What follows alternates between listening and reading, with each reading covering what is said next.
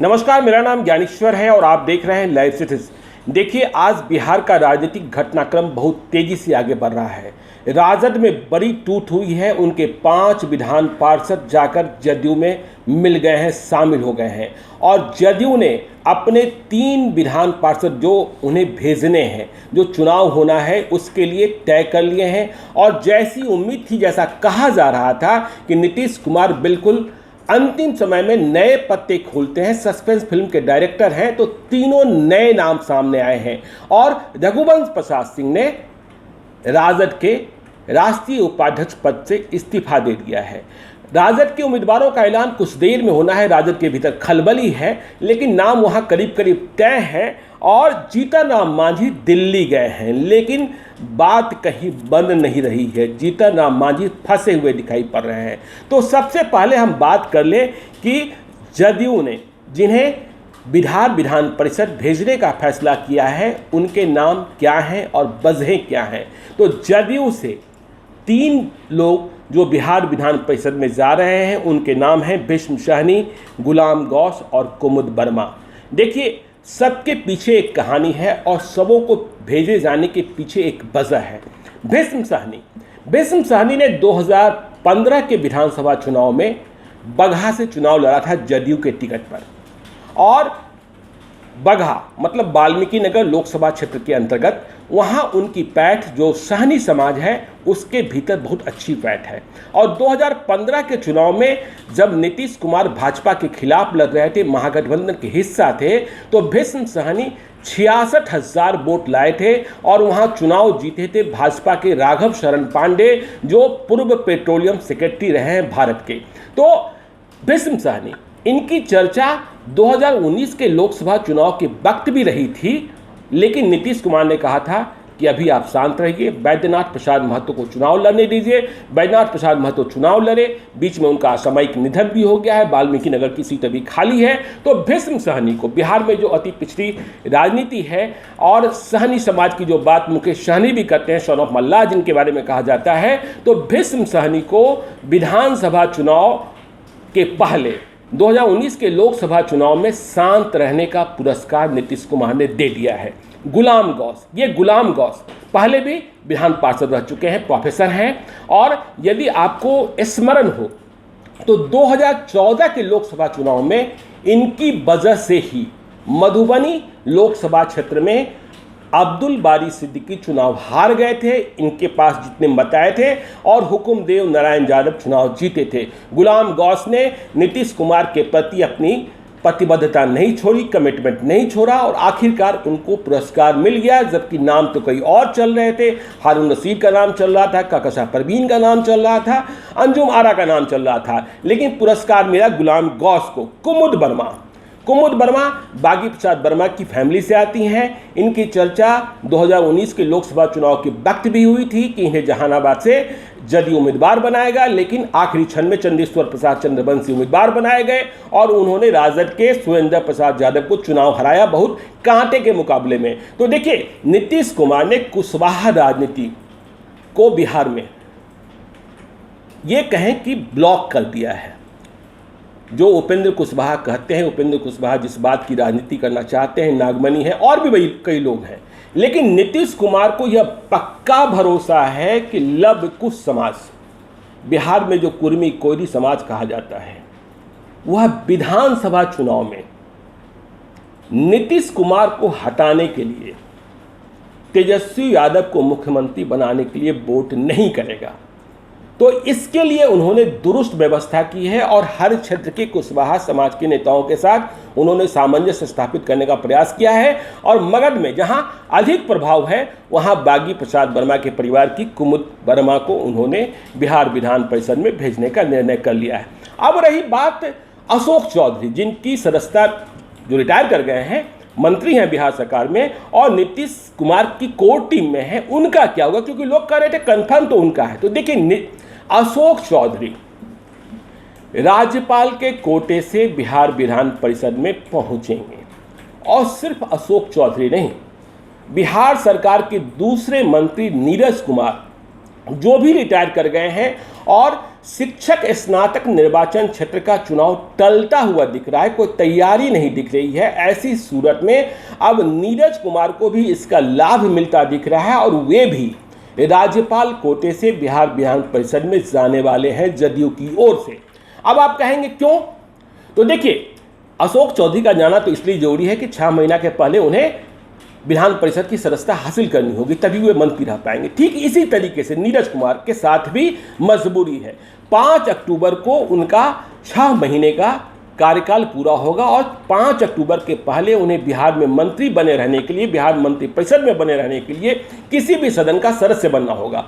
तो यदि शिक्षक और स्नातक निर्वाचन क्षेत्र का चुनाव टलता हुआ दिख रहा है तो यह जिम्मेवारी जदयू की बन जाती है कि नीरज कुमार का एडजस्टमेंट करें, और यह जिम्मेवारी के साथ जो सामाजिक संरचना है या सामाजिक राजनीति है बिहार में, जातीय राजनीति है, उसकी भी एक मजबूरी है। क्योंकि यदि नीरज कुमार 5 अक्टूबर के पहले बिहार विधान परिषद के सदस्य नहीं बन पाते हैं, बिहार विधानसभा का तो बनना नहीं है, तो 5 अक्टूबर तक बिहार में यदि नियत समय पर चुनाव होना है तो आचार संहिता लागू हो गया रहेगा, और वैसी स्थिति में बिहार के कैबिनेट में कोई भी भूमिहार मंत्री नहीं होगा। तो नीतीश कुमार की सरकार यह कतई नहीं चाहेगी कि बिहार के चुनावी मैदान में वह मतलब जदयू ऐसी सूरत में उतरे जिसमें कैबिनेट में कोई भी भूमिहार मंत्री न दिखे। तो अब नीरज कुमार भी राज्यपाल के कोटे से बिहार विधान परिषद पहुंचने वाले हैं, यह बात भी तय मानिए, क्योंकि चुनाव शिक्षक और स्नातक निर्वाचन क्षेत्र का टलता हुआ दिखता है। तो ये रही बात इनकी। देखिए, अब जो राज्यपाल के कोटे का नामांकन है, कुल 12 सीटें खाली हुई है और यदि सभी सीटें भरी जाती है तो 7 सीटें मिलेगी जदयू को और 5 सीटें मिलेगी भाजपा को। तो अब इनमें से कितनी सीटें नीतीश कुमार भरते हैं यह देखने वाली बात होगी कि जरूरतों के हिसाब से भरते हैं कि सब एक साथ भर देते हैं, क्योंकि इन 12 सीटों के लिए भाजपा और जदयू में, लोजपा में भी कह लें, लोजपा की भी दावेदारी है कि एक सीट हमें भी मिलनी चाहिए। पशुपति कुमार पारस को नॉमिनेट किया गया था। तो 12 सीटों के लिए 1200 बीमार हैं, मतलब 1200 से ज़्यादा एप्लीकेंट हैं। तो चुनाव की इस सूरत में नीतीश कुमार और भाजपा कितनों को मनाती है, कितनों को उठाती है, लेकिन करना मजबूरी है। क्योंकि देखिए, जब आप चुनाव मैदान में जाते हैं, एनडीए यह मानता है कि बिहार में बहुमत हमें ही प्राप्त होगा, लेकिन आप इस दावे में भी 99.99% ही होते हैं। 0.1% में आपके भीतर भी दुविधा की स्थिति होती है। और आपको पता है कि यदि इन सीटों को हम नहीं भरते हैं और सूरत कुछ दूसरी बदल जाती है तो दूसरी सरकार को मौका मिलेगा विधान परिषद में। तो इसलिए इस सीटों को भरेंगे, लेकिन नीतीश कुमार कितने दिनों में भरते हैं देखने वाली बात होगी। ऐसी चूक एक बार लालू यादव कर चुके थे कि उन्होंने कहा था कि विधानसभा के चुनाव के बाद भरेंगे, और जब विधानसभा का चुनाव हुआ तो चुनाव हार गए 2005 में, और फिर नीतीश कुमार ने सभी सीटें भरी। तो नीतीश कुमार ये गलती नहीं करेंगे और वे सीटों को भरेंगे। जीतन राम मांझी, देखिए, जीतन राम मांझी की चर्चा भी बहुत तेज है। जीतन राम मांझी दांत दर्द के बहाने बाहर गए हैं, तो जीतन राम मांझी की बात बनती हुई दिख नहीं रही है। जीतन राम मांझी पर भरोसा कर पाना बड़ी पार्टियों को थोड़ा सा मुश्किल दिख रहा है कि कैसे करें, क्या करें। देखिए, महागठबंधन में तो अनबन चल ही रही है। जीतन राम मांझी ने कहा है कि 25 तारीख के पहले आप कोऑर्डिनेशन कमेटी बना दीजिए, वो दबाव में लाना चाहते हैं। जो बात कहते हैं वो बिल्कुल पब्लिक प्लेटफॉर्म पर कहते हैं, लेकिन इस तरीके से लालू यादव झुकते हुए दिखाई नहीं पड़ रहे हैं और जीतन राम मांझी की बहुत परवाह भी नहीं कर रहे हैं। जीतन राम मांझी ने इधर के दिनों में नीतीश कुमार की प्रशंसा शुरू की, भूरी भूरी प्रशंसा शुरू की, यशोगान किया। तो यह बात, मुलाकात भी हुई तो यह बात निकल चली कि जीतन राम मांझी जदयू की ओर जा सकते हैं। लेकिन जीतन राम मांझी चाहते हैं कि हम पार्टी, जो उनकी पार्टी है हिंदुस्तानी अवाम मोर्चा, उसे बनाए रखकर वे जदयू के साथ समझौता कर लें, एनडीए के साथ समझौता कर लें। यह बात अभी नीतीश कुमार को जच नहीं रही है। और एनडीए का पार्ट हमको बनाने में रामविलास पासवान की भी स्पष्ट आपत्ति हो सकती है। अनबन अलग बात है, लेकिन रामविलास पासवान की इच्छा के बगैर किसी दलित नेता को या दलित पार्टी को एनडीए में एंट्री देना अभी थोड़ा सा मुश्किल लगता है। बात यह चली कि जीतन राम मांझी को राज्यपाल के कोटे से बिहार विधान परिषद भेज दिया जाए ताकि उन्हें बिहार विधानसभा का चुनाव न लड़ना पड़े। 2015 का चुनाव यदि आपको याद होगा तो जीतन राम मांझी ने मखदूमपुर से और इमामगंज से चुनाव लड़ा था। तब वे एनडीए के पार्ट थे। मखदूमपुर में वो चुनाव हार गए थे, इमामगंज में चुनाव जीत गए थे। तो 2020 की स्थितियां विपरीत हैं।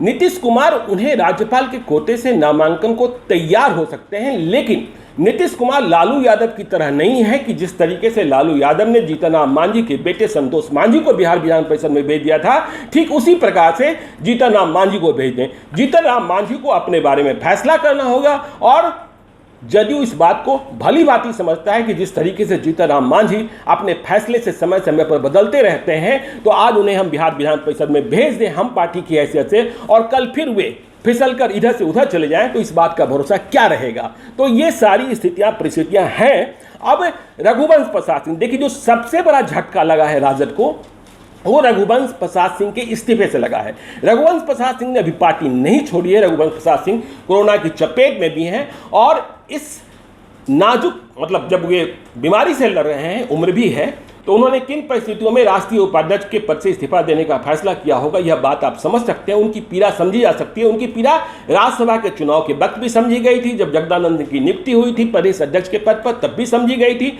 और ताजा प्रकरण यह कहा जा रहा है कि उन्हें इस बात का मलाल है कि रामा सिंह को, जो वैशाली के पूर्व सांसद हैं, जिन्होंने 2014 के चुनाव में रघुवंश प्रसाद सिंह को चुनाव हरा दिया था लोजपा उम्मीदवार की हैसियत से, उन्हें राजद के भीतर लाया जा रहा है। तो इस बात का मलाल है। लेकिन रघुवंश प्रसाद सिंह ने अभी पार्टी नहीं छोड़ी है। बिहार सरकार में जदयू और जदयू के ताकतवर एमपी ललन सिंह, जिन्होंने आज 5 विधान पार्षदों को साथ लेकर आए राजद के, उन्होंने कहा कि देखिए रघुवंश प्रसाद सिंह आते हैं तो उनका जदयू स्वागत करने को तैयार है, लेकिन रघुवंश प्रसाद सिंह का अगला कदम क्या होगा, इस बात की अभी प्रतीक्षा की जानी है। अब हम बात कर लेते हैं आखिरी में जो 5 विधान पार्षद टूटे हैं राजद के। इनके नाम है रणविजय सिंह, दिलीप राय, कमर आलम, संजय प्रसाद और राधाचरण सेठ।